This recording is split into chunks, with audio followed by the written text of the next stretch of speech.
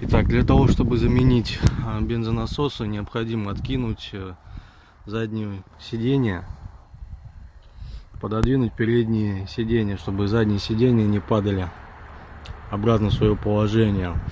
Открутить держатель ремней безопасности вот таким вот ключом с головкой на 10 миллиметров и двумя ключами М10.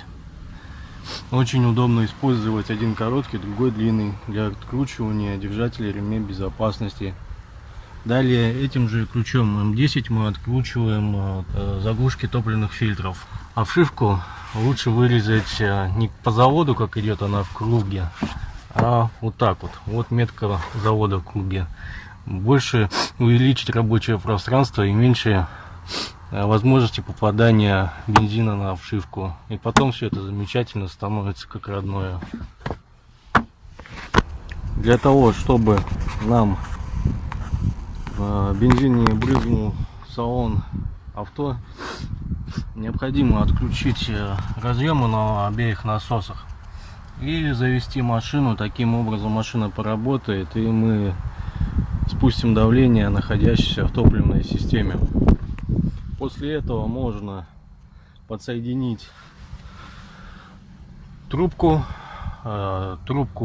убрать в канистру, шланг, вот, и подсоединить клеммы обратно, и топливные насосы будут качать. Таким образом мы освободим топливный бак. После этого сбить кольцо, снять.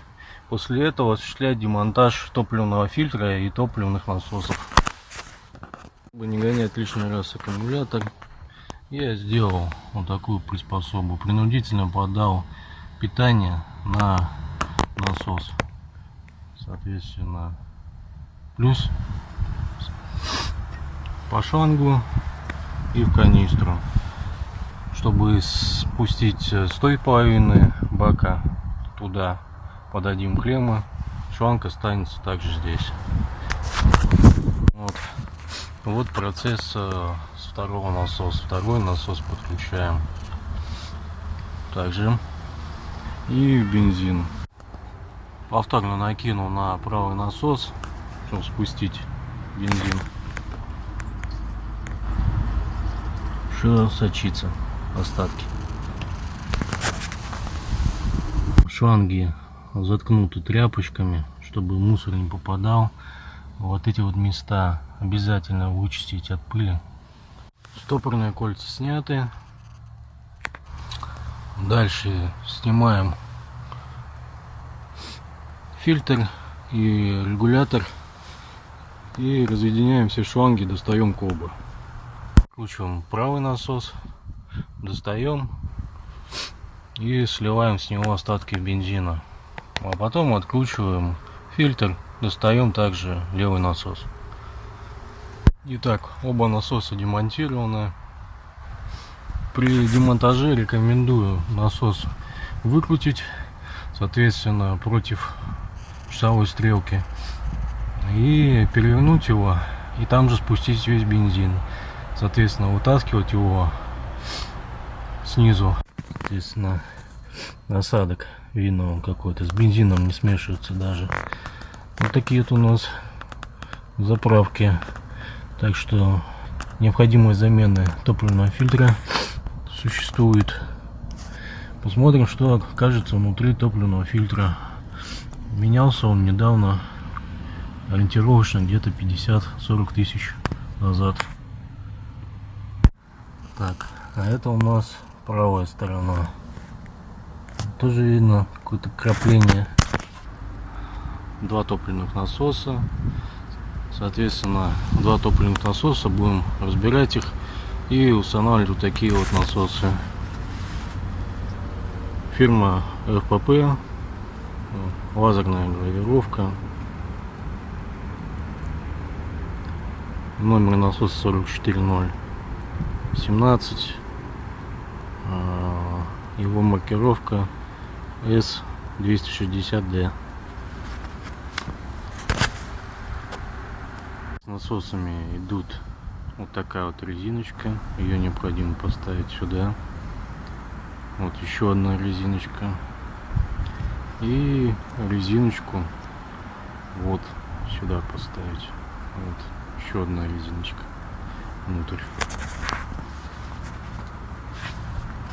Сборка правого насоса. Короткая трубка справа от контакты. Длинная трубка слева располагается. Топливный насос необходимо придавить, чтобы он сел плотно уплотнительным кольцом, самым нижним посередине. После этого можно ставить сетку и скручивать колбу.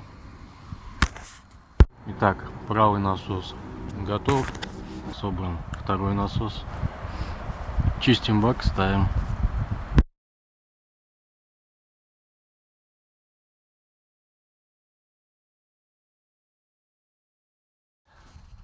Произведена замена топливных насосов. Осталось установить новый элемент фильтра. Включил топливный фильтр. Старый топливный фильтр, новый топливный фильтр. Одел уплотнительное кольцо новое. Рекомендую использовать топливный фильтр вот этот. Именно с этим обозначением. В противном случае будет вот такое вот уплотнительное кольцо.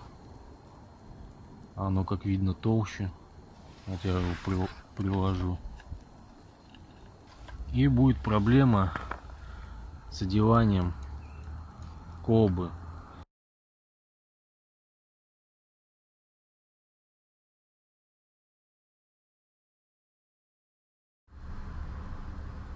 Произведена сборка и установка топливных насосов.